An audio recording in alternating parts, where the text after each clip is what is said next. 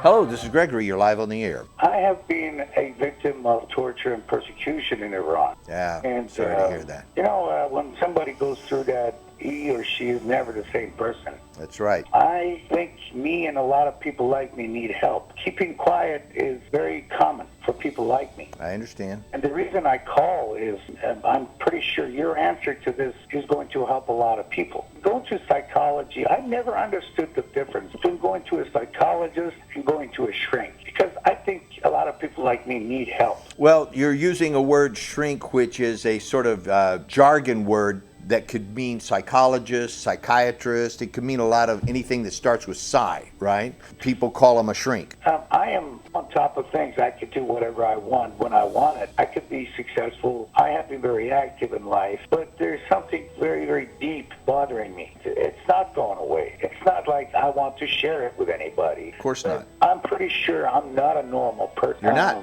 Anymore, right after the experience I had to go through. Do what people like me have to do, Mr. Morgan. Okay, I'm so glad you got to that question. Some of my certifications, one of them has to do with emotional freedom technique. You can look it up, EFT. Please do look it up. EFT, emotional freedom technique. You will find it on the internet. There's an abundance of information about it. And the other certification that I hold has to do with somatic release. Somatic meaning of the body. Trauma is not only psychological. In fact, it is not psychological. Trauma is stored in the body. You and I, all human beings, store images and words that have meaning, and we store them in the memory cells of our neurological system and in our body. Psychologists and other people will tell you there's a location in the brain where the memory exists, but we've long since proven that memory is a whole body experience. My martial arts training and my dance training proved that, because when I can't think of anything, my body remembers stuff. Piano players don't remember every little thing that their fingers do. The body remembers. They could chew gum and do something else, but their body's doing it, right? So the body has memory, and those negative memories, negative experiences get locked into the cells. What is managing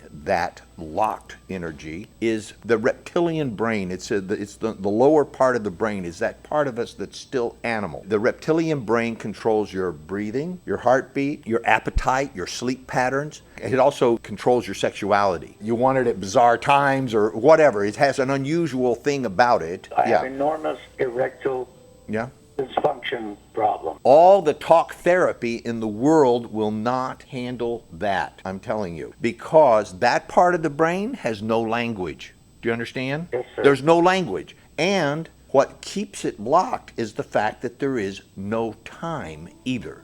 So to the reptilian brain, whose job it is to keep you alive, it's to keep your biological unit surviving. And it will do anything to do that, to keep you alive. It has no reasoning, it has no feelings, it has no fear, but it instantaneously knows what's the best thing for it to do to keep you alive. This part of your brain, because there's no time in that part of your brain, the horrible thing that was happening to you and happened again and again and was reinforced, they call them peak emotional experiences, they get reinforced again and again and again. To that part of your brain, it's happening right now. It's still happening.